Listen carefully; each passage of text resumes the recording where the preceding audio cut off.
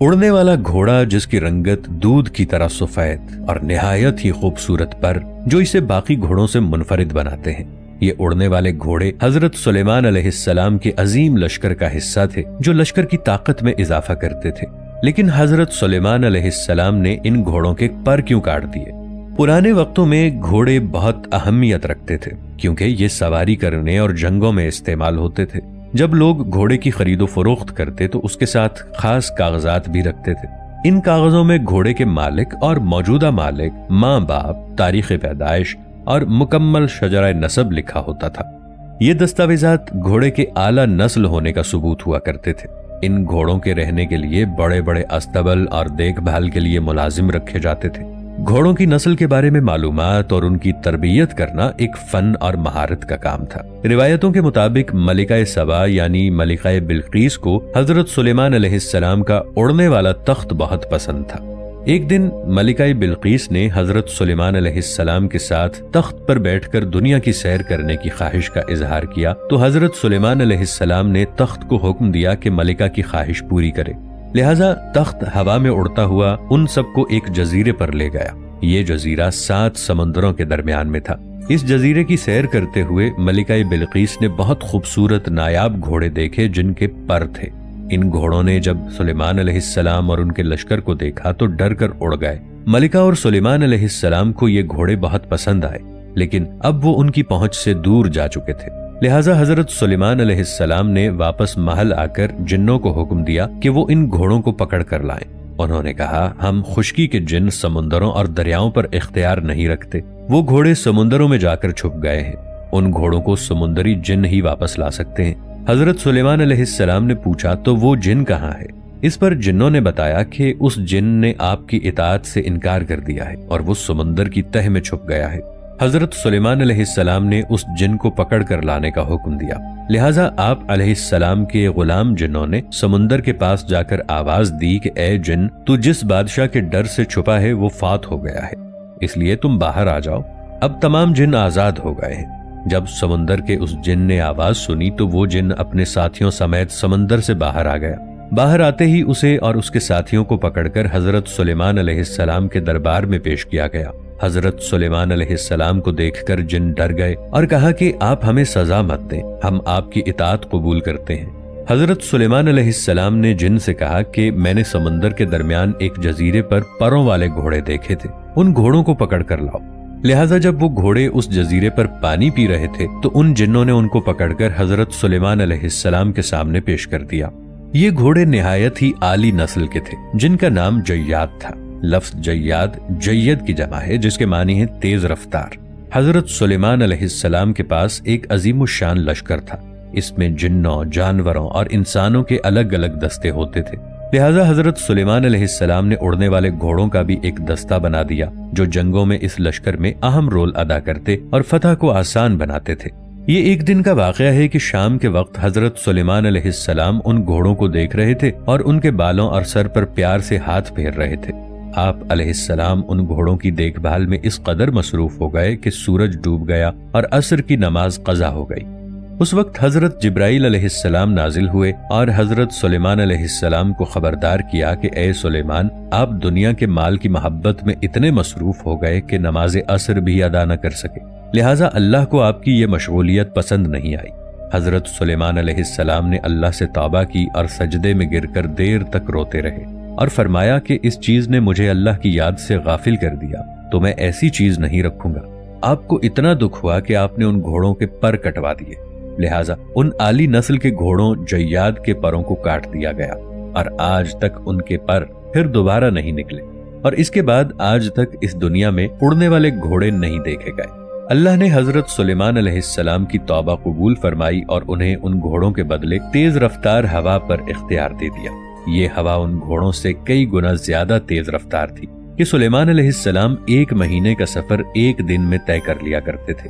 قرآن پاک میں اس واقعے کا ذکر کچھ اس طرح کیا گیا ہے، اور ہم نے داؤد کو سلیمان عطا فرمایا، بہت خوب بندے تھے، وہ خدا کی طرف رجوع کرنے والے تھے۔ جب ان کے سامنے شام کو گھوڑے پیش کیے گئے جو چلے تو ہوا ہو جائے تو کہنے لگے، میں نے اپنے پروردگار کی یاد سے غافل ہو کر مال کی محبت اختیار کی یہاں تک کہ آفتاب پردے میں چھپ گیا۔ ان کو میرے پاس واپس لے آؤ۔ پھر ان کی ٹانگوں اور گردنوں پر ہاتھ پھیرنے لگے۔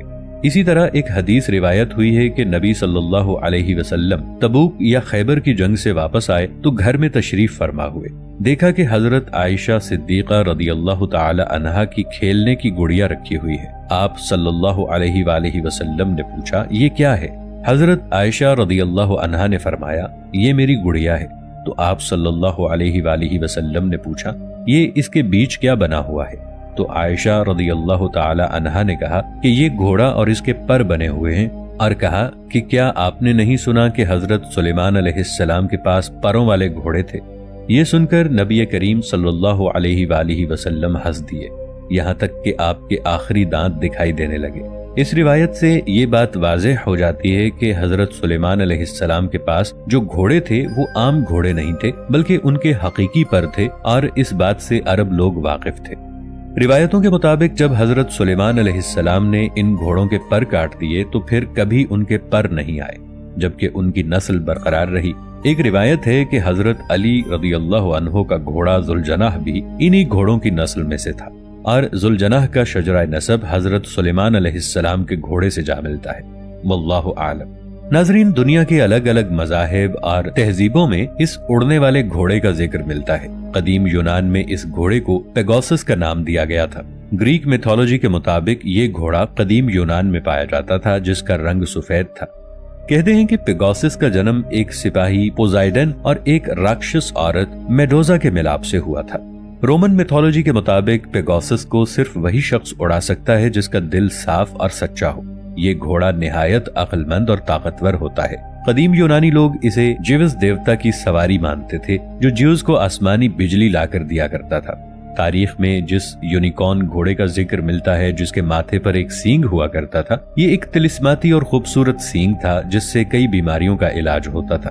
یونیکارنز کا ذکر جاپان، چین، روس اور یورپی ممالک کے قصے کہانیوں میں ملتا ہے۔ کہتے ہیں کہ یونیکارن دراصل سندھو گھاٹی میں رہا کرتا تھا اور دنیا میں آخری بار بھی انہیں یہیں دیکھا گیا تھا۔ ماہرین کو ایسے شواہد ملے ہیں جن سے پتہ چلتا ہے کہ اس قسم کا ایک جانور 26,000 سال قبل تک قازقستان میں انسانوں کے ساتھ رہتا تھا۔ ماہرین کو سائبیریا سے اس جانور کا 3.5 لاکھ سال پرانا ڈھانچہ ملا ہے، جو شکل سے کسی دیو ہیکل گینڈے کا ڈھانچہ لگتا ہے۔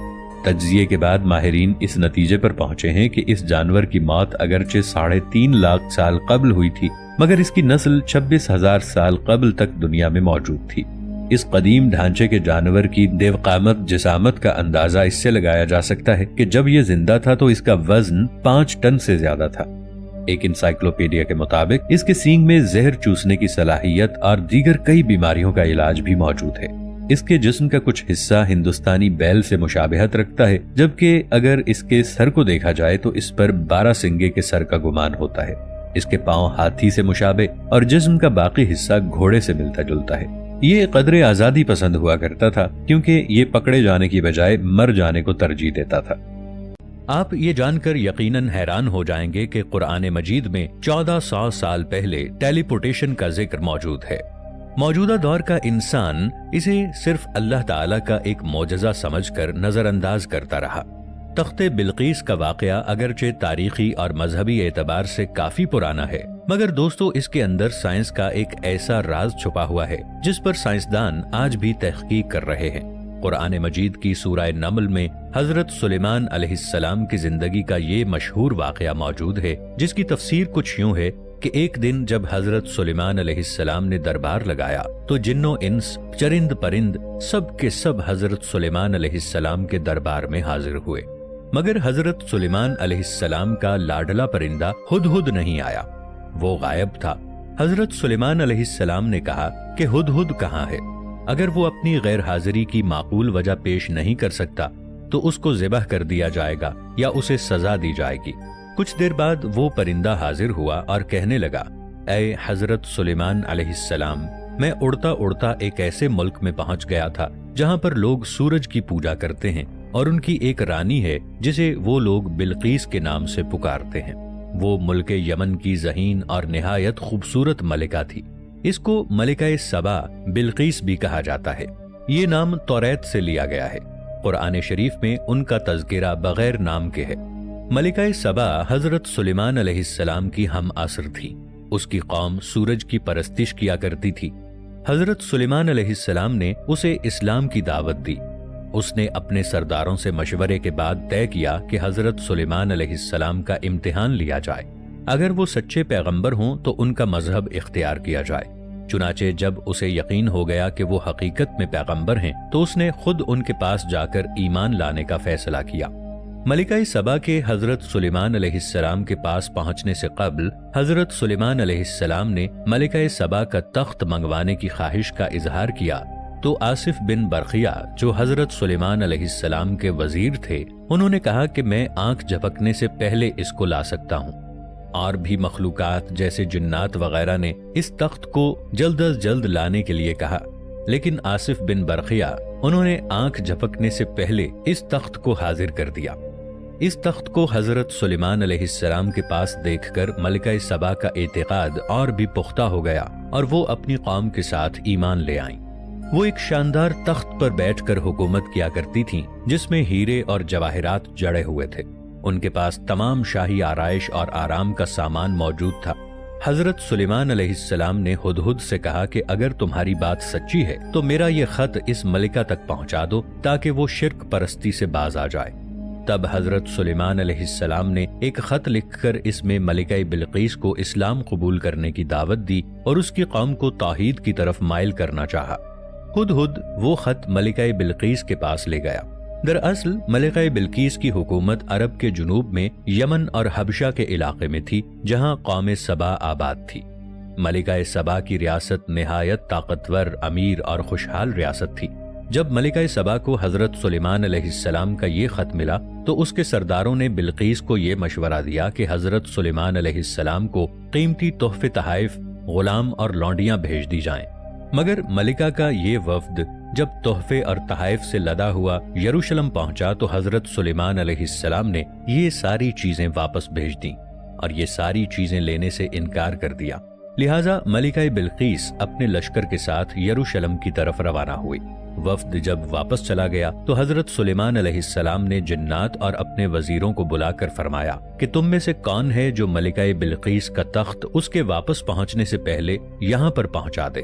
دربار میں موجود ایک عفریت جن نے یہ کہا کہ میں دن ڈھلنے سے پہلے اس تخت کو لا سکتا ہوں، مگر حضرت سلیمان علیہ السلام کے ایک وزیر اور سردار جن کا نام آصف بن برقیہ بتایا جاتا ہے وہ وہاں موجود تھے۔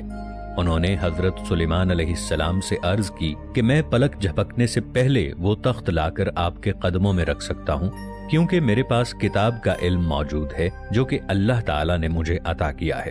حضرت سلیمان علیہ السلام نے آصف بن برقیہ کو حکم دیا، چنانچہ انہوں نے حکم کی تعمیل کرتے ہوئے پلک جھپکتے ہی ملکہ بلقیس کا وہ شاندار اور عظیم تخت حضرت سلیمان علیہ السلام کے دربار میں حاضر کر دیا۔ یہ کیسے ممکن تھا اور حضرت سلیمان علیہ السلام کے وزیر آصف بن برقیہ کے پاس آخر ایسا کون سا علم تھا، کیسی طاقت تھی جس کی بدولت وہ تخت پلک جھپکتے ہی یمن سے یروشلم پہنچ گیا؟ دوستو، یمن سے یروشلم کا فاصلہ 2500 کلومیٹر تک ہے۔ ان سوالات کا آسان ترین جواب تو یہ ہے کہ ٹائم اور سپیس کا اصول اور قانون صرف ہم عام لوگوں پر ہی لاگو ہوتا ہے، اور اللہ تعالیٰ کی ذات کسی اصول یا قانون کی پابند نہیں ہے۔ اللہ تعالیٰ کی ذات ایک معمولی سا تخت تو دور کی بات، اس کی قدرت سورج، اس سے بھی بڑی کہکشاؤں اور سیاروں کو پلک جھپکتے ہی کہاں سے کہاں پہنچا دینے میں قادر ہے۔ دوستو، اگر اس اسلامی واقعے کو سائنسی نقطۂ نظر سے دیکھا جائے تو آج اس واقعے کا ایک معقول جواب موجود ہے جو کہ عین اس واقعے کے مطابق ہے۔ سائنسی زبان میں اس کو ٹیلیپورٹیشن کہا جاتا ہے۔ دوستو، ٹیلیپورٹیشن کے ذریعے اس طرح کے حیرت انگیز کام ممکن ہیں۔ سائنسدانوں نے سفر کے ذرائع کو تیز کرنے کی بجائے مختلف ڈائمینشنز میں ایسے تجربات کرنا شروع کر دیے ہیں جن کو دیکھ کر انسانی عقل دنگ رہ جاتی ہے اور یقین کرنا ناممکن سی بات لگتی ہے۔ انہی تجربات میں ایک تجربہ ٹیلیپورٹیشن بھی ہے۔ دوستو، ٹیلیپورٹیشن سے مراد کسی مادی چیز کو ایک مقام سے دوسرے مقام تک اس طرح منتقل کرنا جس طرح سے وہ مادی چیز پہلے مقام سے ایک دم غائب ہو جاتی ہے۔ دوسرے الفاظ میں یہ اپنے مقام سے فنا ہو جاتی ہے اور تب اس کا ظہور کسی دوسرے مقام پر ہوتا ہے۔ साइंसदानों के मुताबिक जिस तरह जदीद दौर में मुख्तलिफ किस्म की टेक्नोलॉजी इस तरक्की की राह में गामजन है, बिल्कुल इसी तरह टेलीपोर्टेशन की दुनिया में भी कामयाबियां हासिल की जाएं। फिर एक दिन ऐसा आएगा जब सफर की मुश्किलात से मुकम्मल निजात हासिल हो जाएगी। मलिका सबा के तख्त की 1500 मील के फासले से एक जगह से दूसरी जगह मुंतकिली अल्लाह ताला का एक मौजज़ा था, जो कि किसी अजीम कुव्वत के जरिए ही रूनुमा हो सकता था। दोस्तों, आजकल अगर रॉकेट या मिसाइल को देखा जाए तो वो एक खौफनाक रफ्तार के साथ आसमान की तरफ परवाज करता है और इस रफ्तार को एक आम इंसानी आंख नहीं देख सकती। मुख्तसरन यही कहा जा सकता है कि जदीद साइंस की बदौलत हम कुरान मजीद में बयान करदा कई ऐसे वाकयात और बातों को माजी की निस्बत मौजूदा दौर में ज्यादा बेहतर अंदाज में समझने की पोजीशन में हैं और हर गुजरते दिन के साथ साथ अल्लाह ताला की बेमिसाल हिकमत और कारीगरी दिन की रोशनी की तरह वाज़ेह होती जा रही है। अगर टेलीपोर्टेशन के अमल को देखा जाए तो ये अमल इतना तेज है कि हम पलक झपकने से पहले ही कायनात के एक सिरे से दूसरे सिरे तक पहुंच जाते हैं। सन 1935 में फिजिसिस्ट एल्बर्ट आइंस्टाइन, पोडोल्स्की, रोजन पैराडॉक्स ने ERP पैराडॉक्स नामी एक आर्टिकल लिखा। उन्होंने इस पेपर में होने वाली दरियाफ्तों को द इम्पॉसिबल का नाम दिया और पेपर के आखिर में ये जुमला लिखा, ना समझ आने वाला अजीब अमल। दरअसल एल्बर्ट आइंस्टाइन और इन दो बड़े साइंसदानों ने इस पैराडॉक्स में ये थ्योरी पेश की थी कि एटम का सबसे छोटा पार्टिकल ये एक मकाम से दूसरे मकाम पर मुंतकिल हो सकता है, चाहे दोनों मकामात के दौरान फासिला करोड़ों मील का ही क्यों ना हो। उन्होंने अपनी इस थ्योरी को इम्पॉसिबल कहकर मजीद तहकीक के लिए छोड़ दिया। सन 1973 में दुनिया की सबसे बड़ी लेबोरेटरी सेरन यानी CERN के साइंसदान जॉन बेल ने इस इम्पॉसिबल डिस्कवरी को पॉसिबल कहा, मगर बेल के मुताबिक पार्टिकल्स की ये मुंतकिली रोशनी की रफ्तार से 10,000 गुना ज्यादा तेजी से हो रही थी। ये बात किसी की भी समझ से बालातर थी। तकरीबन 40 साल बाद चाइना ने साल 2016 में क्वेस्ट नामी एक प्रोजेक्ट को लॉन्च किया। इसकी लागत $100 मिलियन थी। उन्होंने मेसेसिस नामी सैटेलाइट की मदद से इंसानी तारीख में पहली बार 1200 किलोमीटर के फासले पर फोटोन के पार्टिकल्स को टेलीपोर्ट करके दिखाया। क्वांटम दुनिया की इस हिलाकर रख देने वाली तहकीक ने बड़ी बड़ी लेबोरेटरीज में तजरीबात की रफ्तार में इजाफा किया। रोशनी की रफ्तार से तेज एक जगह से दूसरी जगह पर चीजों का पलक झपकते में पहुंच जाना, आज हमारे सामने ये सब कुछ मुमकिन है और दुनिया की बड़ी बड़ी लेबोरेटरीज में इस पर कामयाब तजरीबात भी किए जा चुके हैं, मगर अब तक जानदारों को टेलीपोर्ट करने में साइंस कामयाब नहीं हुई। हजरत सुलेमान अलैहिस्सलाम के इस मुअज़्ज़िज़ वजीर और सरदार ने इतने बड़े जसामत वाले तख्त को यमन से यरूशलेम कैसे टेलीपोर्ट किया था, क्वांटम फिजिक्स अल्फाज में इसकी वजाहत देना फिलहाल नामुमकिन है, क्योंकि साइंस बड़ी चीजों को टेलीपोर्ट करने में नाकाम रही है। मगर टेलीपोर्टेशन की ये दरियाफ्त अभी साइंस के लिए बिल्कुल नई है और मजीद इसकी गहराइयों में जाना अभी बाकी है। जदीद साइंस और टेक्नोलॉजी की बदौलत आने वाले वक्त के साथ साथ अल्लाह तबारक व तआला की बेमिसाल हिकमत और कारीगरी के असरार नुमायां होते जाएंगे इंशाअल्लाह। दोस्तों, एक ऐसी अंगूठी जिससे इंसान और हैवान क्या जिन्नात भी काबू में आ जाते हैं। इसमें छुपे राज की आखिर हकीकत क्या है? ये अंगूठी किस मुंतखब इंसान को मिली थी और क़ब्ल क़यामत ये किसके हाथ आएगी? अल्लाह ताला के बरगुज़ीदा पैगंबर हजरत सुलेमान अलैहिस्सलाम को दुनिया में आलीशान मकाम और मर्तबे से सरफराज किया गया था। आप न सिर्फ अल्लाह के बरगुज़ीदा पैगंबर थे, बल्कि जमीन के एक खित्ते पर काफी अरसे तक सल्तनत भी की। तमाम चरिंद परिंद, इंसान, हैवान, यहाँ तक के जिन्नात भी आपके ताबे थे और तमाम मखलूकात आपके हुक्म के आगे सरे तस्लीम खम किया करती थीं। हवा हजरत सुलेमान अलैहिस्सलाम को अपने कंधों पर उठाकर चला करती थी। हजरत सुलेमान अलैहिस्सलाम का तख्त हवा में परवाज किया करता था। इन सब चीजों के साथ साथ अल्लाह ताला ने आपको कई मोजज़ात भी अता किए थे। आपके पास जिन्नात का एक बहुत बड़ा लश्कर था। आपको बाआसानी समझ आ जाता कि परिंदे और जानवर आपस में क्या बातचीत कर रहे हैं। रिवायात से ये बात पता चलती है कि हजरत सुलेमान अलैहिस्सलाम को एक अंगूठी भी अता की गई थी। इस अंगूठी को अंगुश्ते सुलेमानी या मोहरे सुलेमानी भी कहा जाता है। इस अंगूठी की बदौलत आप अपनी वसी सल्तनत को और इसमें मौजूद उमूर को एहसन तरीके से अंजाम दिया करते थे। अल्लाह ताला ने आपकी इस अंगूठी में ऐसा असर रखा था कि तमाम मखलूकात इस अंगूठी की तरफ खिंचती ही चली आती थी। اور تمام مخلوقات آپ کی تابع اور فرما بردار بن گئیں۔ اس انگوٹھی میں ستاروں کی سی چمک اور کستوری کی سی خوشبو بسی ہوئی تھی۔ روایات میں یہ بھی آتا ہے کہ اللہ تعالیٰ کے برگزیدہ فرشتے حضرت جبرائیل علیہ السلام اس انگوٹھی کو جنت سے زمین پر حضرت سلیمان علیہ السلام کے لیے لے کر آئے تھے۔ اس انگوٹھی پر موجود نگینے میں حضرت سلیمان علیہ السلام کی ایک خاص مہر بھی کندہ تھی۔ اس انگوٹھی میں 8 گوشے تھے جن میں یاقوت جڑا ہوا تھا۔ بعض مورخین یہ لکھتے ہیں کہ اس نگینے میں لا الہ الا اللہ محمد الرسول اللہ لکھا ہوا تھا، اور اس کلمے کی برکت سے تمام مخلوقات حضرت سلیمان علیہ السلام کی تابع تھیں۔ حضرت سلیمان علیہ السلام اپنی حکومت کے تمام معاملات اس انگوٹھی کی بدولت حل کیا کرتے تھے۔ جب کبھی وہ انگوٹھی حضرت سلیمان علیہ السلام کے ہاتھوں میں نہ ہوتی تو آپ بے چین ہو جایا کرتے۔ روایات میں آتا ہے کہ جب حضرت سلیمان علیہ السلام بیت الخلاء میں جاتے تو اس پاکیزہ انگوٹھی کو اتار دیا کرتے تھے۔ ایک دن جب آپ بیت الخلاء میں حاجت کی غرض سے گئے تو ایک صخر نامی جن نے اس انگوٹھی کو چرا لیا اور حضرت سلیمان علیہ السلام کی شکل و صورت اختیار کر کے ان کے تخت و تاج پر قابض ہو گیا، اور حضرت سلیمان علیہ السلام کو لوگوں نے پہچاننے سے انکار کر دیا۔ تب حضرت سلیمان علیہ السلام اپنے ہی ملک میں نہایت مفلسی کی زندگی گزارنے لگے۔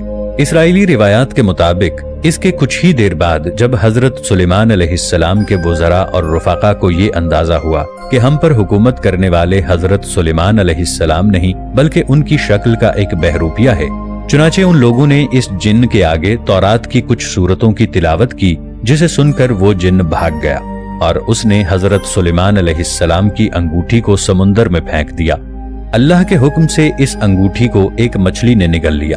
چنانچہ ایک مرتبہ حضرت سلیمان علیہ السلام دریا کے کنارے بیٹھ کر جب مچھلیاں پکڑ رہے تھے تو خوش قسمتی سے وہی مچھلی آپ کے جال میں پھنس گئی۔ حضرت سلیمان علیہ السلام نے اس مچھلی کا پیٹ چاک کیا تو اس کے پیٹ میں انہیں اپنی انگوٹھی مل گئی۔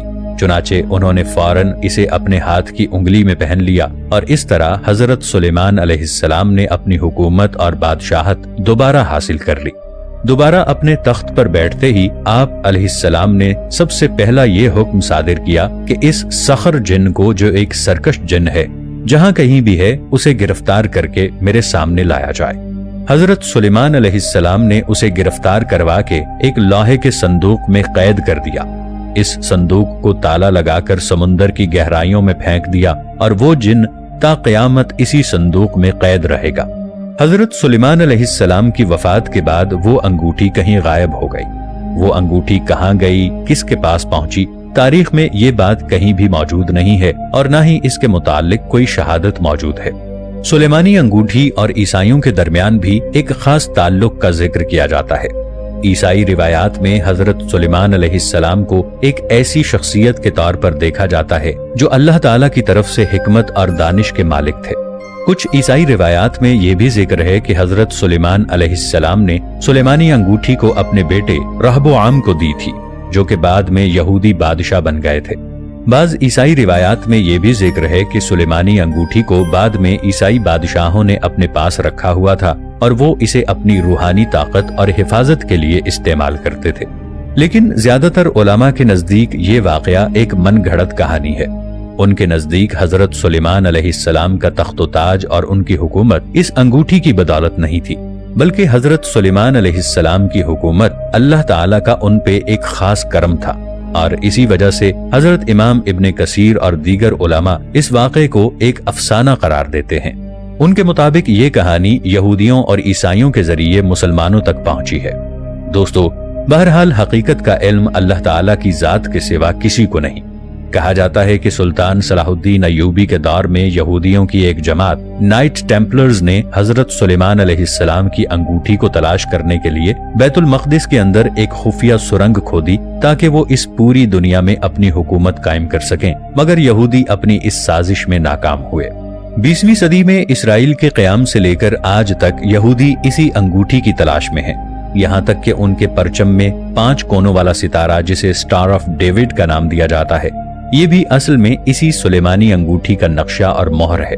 یہودیوں کے عقیدے کے مطابق حضرت داؤد علیہ السلام اور حضرت سلیمان علیہ السلام نسلاً یہودی تھے، لہٰذا وہ انگوٹھی یہودیوں کی ملکیت ہے۔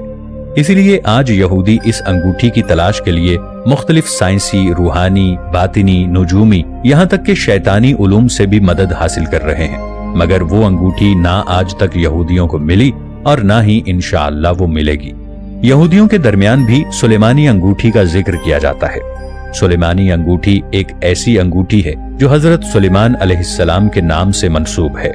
روایات کے مطابق حضرت سلیمان علیہ السلام کو اللہ تعالیٰ نے ایک خاص انگوٹھی عطا کی تھی جو انہیں جنوں اور شیاطین پر قابو پانے کی طاقت دیتی تھی۔ یہودی روایات میں بھی سلیمانی انگوٹھی کا ذکر ملتا ہے۔ یہودیوں کا ماننا ہے کہ حضرت سلیمان علیہ السلام نے یہ انگوٹھی اپنے وزیر آصف بن برخیا کو دی تھی جو کہ ایک یہودی تھا۔ بعض یہودی روایات میں یہ بھی ذکر ہے کہ سلیمانی انگوٹھی کو یہودیوں نے اپنے پاس رکھا ہوا ہے اور وہ اسے اپنی روحانی طاقت اور حفاظت کے لیے استعمال کرتے ہیں، مگر یہ تمام روایات تاریخی طور پر ثابت نہیں ہیں اور مختلف مذاہب اور روایات میں ان کے بارے میں مختلف عقائد پائے جاتے ہیں۔